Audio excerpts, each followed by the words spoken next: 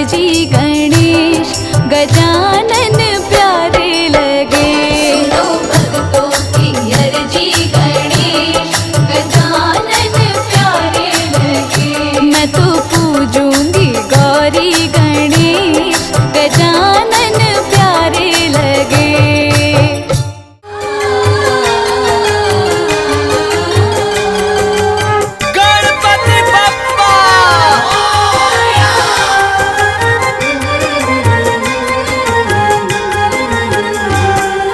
तुम शिव नंदन गौरी के लाला, सिद्धि विनायक गौरी के नंदन, करुणा तुम्हारी का ढंग निराला। सिद्धि विनायक गौरी के नंदन, तुम शिव नंदन गौरी के लाला, सिद्धि विनायक गौरी के नंदन, करुणा तुम्हारी का ढंग निराला। सिद्धि विनायक गौरी के नंदन, हे गौरी नंदन हे दुख भंजन, करे जग पहले तेरा वंदन।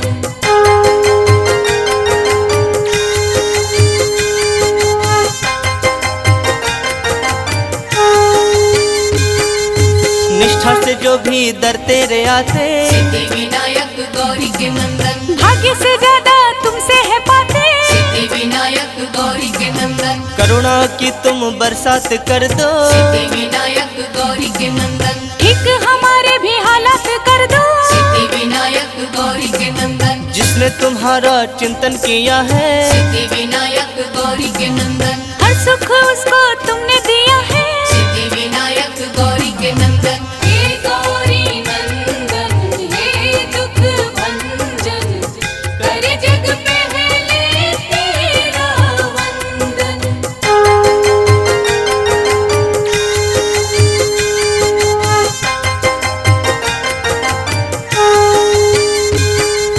मूसक वाहन पे करके सवारी, सिद्धि विनायक गौरी के नंदन, तुम घूम लेते हो दुनिया सारी। सिद्धि विनायक गौरी के नंदन, तेरी पूजा है कल्याणकारी। सिद्धि विनायक गौरी के नंदन, ऋणी तुम्हारी है सृष्टि सारी। सिद्धि विनायक गौरी के नंदन, छोटे बड़े सबको पालते हो। सिद्धि विनायक गौरी के नंदन, हर एक राह पे संभालते हो। सिद्धि विनायक गौरी के नंदन, हे गौरी नंदन हे दुख भंजन, करे जग पहले तेरा वंदन।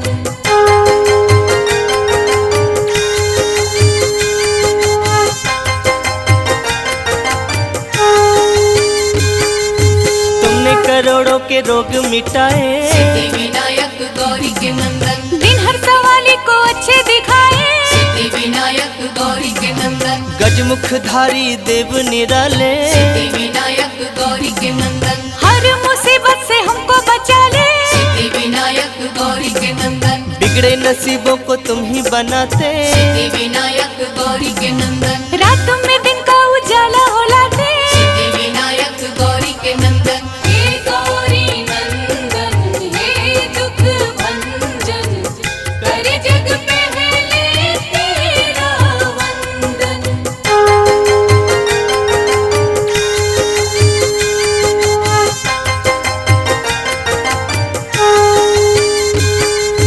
कोई कहे तेरा नाम लंबोदर, सिद्धि विनायक गौरी के नंदन, कोई कहे देवता तुम महोदय। सिद्धि विनायक गौरी के नंदन, कोई तुम्हें कहता गणों के नायक। सिद्धि विनायक गौरी के नंदन, कोई तुम्हें कहता अष्ट विनायक। सिद्धि विनायक गौरी के नंदन, फलदाई है सब नाम तेरे। सिद्धि विनायक गौरी के नंदन, दर्शन को आते सब धाम तेरे। सिद्धि विनायक गौरी के नंदन, हे गौरी